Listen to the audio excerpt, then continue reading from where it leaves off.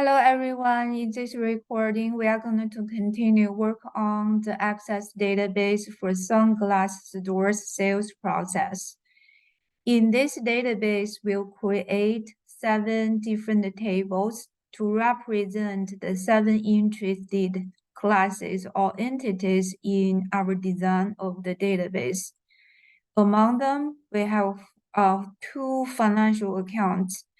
We have inventory asset and cash asset. So in the database, they will be included as 2 separate tables. We also have 2 business transaction tables. One is the sales transaction. It's like your sales invoices or sales receipt. Then we have the cash receipt transaction at another table. We also have 3 entities to represent internal salesperson and the cashier in the accounting and the finance function. Finally, we have the external customer table for the customer information. And make sure you review and understand the association and multiplicities between the different tables as we discussed from the ebook and the slide before the midterm. Right now, we only finished the customer table in the database and its related form.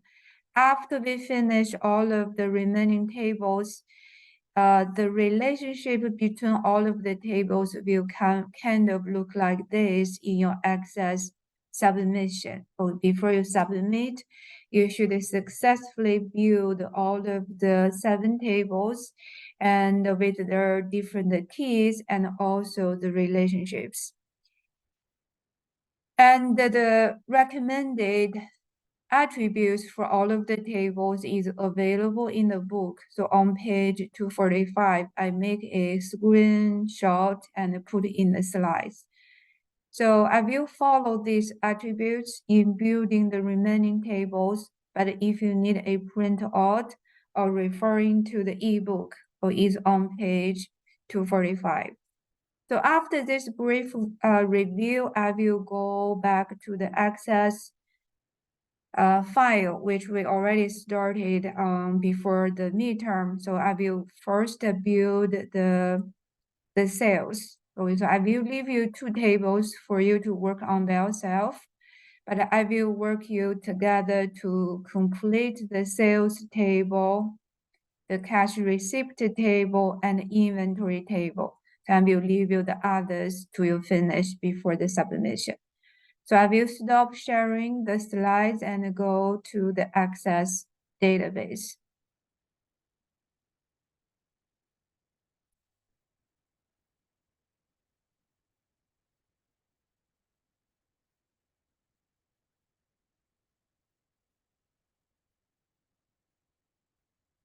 So I will continue to work on the database I started. So you should be able to also like open, your prior saved database.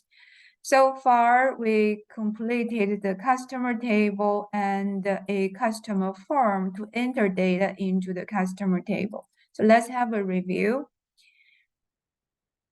When I create a new table, I normally start from the design view, but the default display is on the table, like for the data sheets. I already have 2 data records. So if you want to switch to the design view, you always can start on the Home tab in the top left, switch between different views. Under the design view, I can easily to modify the columns like the name or data type and any other updates you want to do for the tables. So I'm going to close it. It's a good practice when you don't need an object in the Access, close it. Okay, so in case it will interfere with your operations for the other transactions. And also remember, when we enter data into the tables, theoretically, we should use a external, like a media. So rather than enter data into the tables directly for security purpose, we use forms, like a user can access, enter data into the tables using the forms. So the form can be designed after you complete the related table. Okay, I have a customer form, so I can move around to move to new records to enter data. So I'm going to close this. And now I'm going to create the next table. So I will work on the sales table first. So the sales table is a business transaction table. When we start a new table, so create, so click on the create tab. That's give you the option to create new objects in the database. So I will use a table and it's giving me the datasheets view, but I'm going to switch to the design view. Before you can switch to the design view, they ask you to save the table and name it. I will just call sales.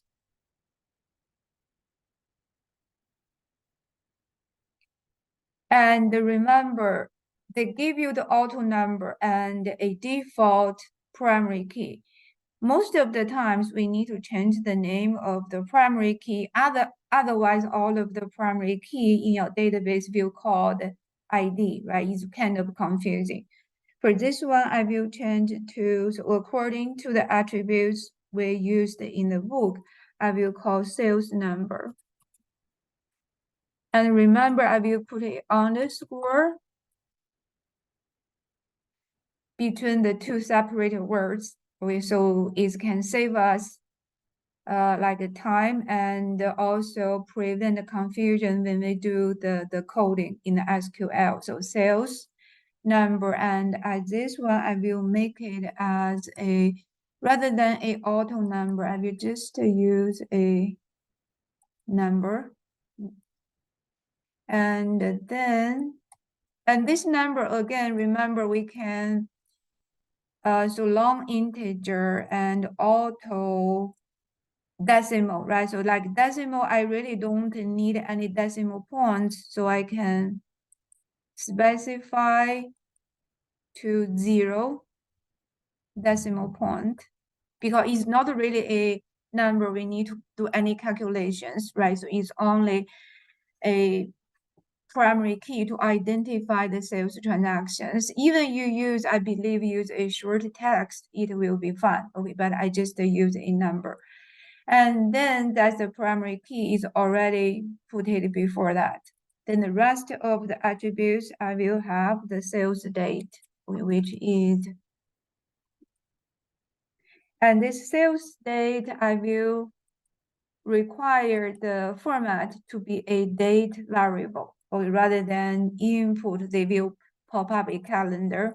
So it will be easy for data input and reduce errors. And then the next one will be the sales amount. And this one, because it's a sales dollar value, I will use a currency. And this one I will allow probably, for example, 2 decimal digits. And you can adjust, okay, this, so more validation or some other rules. Okay, so you can adjust in the bottom. And then the payment type. Mostly we'll work on the cash receipt. Probably you will allow maybe credit card or check. Okay, so you give the payment options. And this one I will make it as a, you can do a short text. Okay, but to refine, remember, I think that this one can make a pop-up like a drop-down menu, right? You know, rather than ask them input. Remember, I can use a lookup wizard. And this one, I will type my own values, the different payment options. So next, I will do, this is only one column, but I will put, so first one, cash. And then second one, credit card. And then you can use, for example, check, right? I know these days we also have like Apple Pay or like some other smart pay, right? So you can use them as additional choices, but I will just end up here. Okay, cash, credit card, or check. And the next, and this is the label for the lookup field, okay, payment type. And then do you want to limit entries to the choices? Yes, so no other choices. And do not allow multiple values and finish. So when you create a form, you see the payment type will be a drop-down menu. They can pick one from the 3 choices. And then customer number. Okay, be careful because for the sales transaction, we want to link to the customer table. So this will be a foreign key linked later to the customer table. And also remember, if you have a primary key and a foreign key to be linked, they must be in the same data type. Otherwise, you couldn't link them together later when you build the relationships. So this one, I will require this to be a number, which is consistent with our customer table. And finally, we have a salesperson and another foreign key. Later, we can link to the salesperson table. And this is the salesperson number. This salesperson number will be the primary key in the salesperson table. And this one, so let's just maybe do a short text.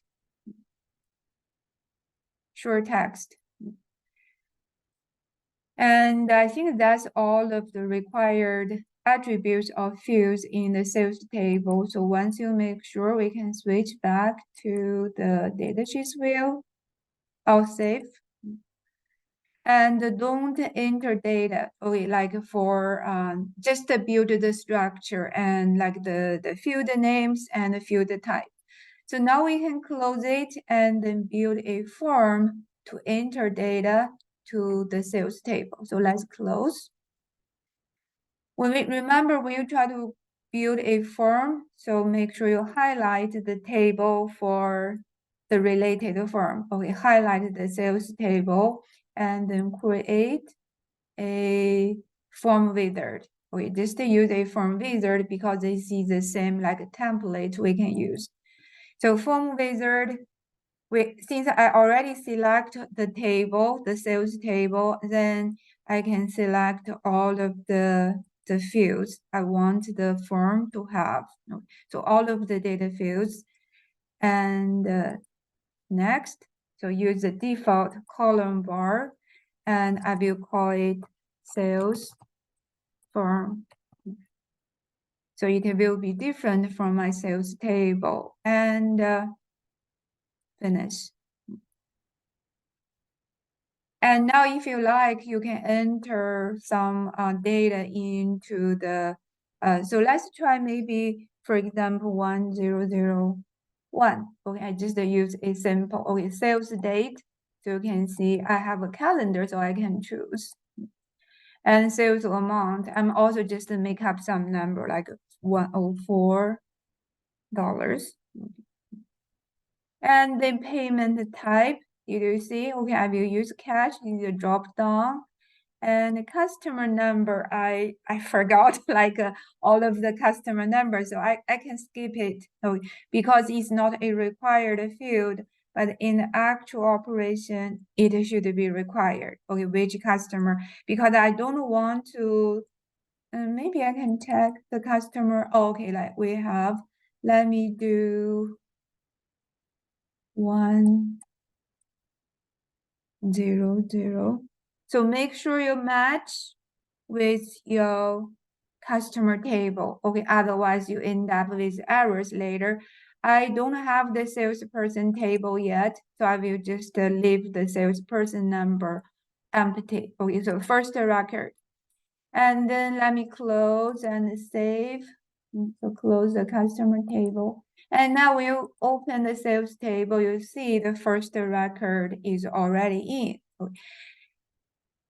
So if you want to see the update, make sure your sales table was closed before and then reopen, you see the new entered data. Okay, so that's kind of like the second table we create. So the remaining of this Access database will be just to create the rest of the tables and the matching forms. So now this is the sales and the sales form.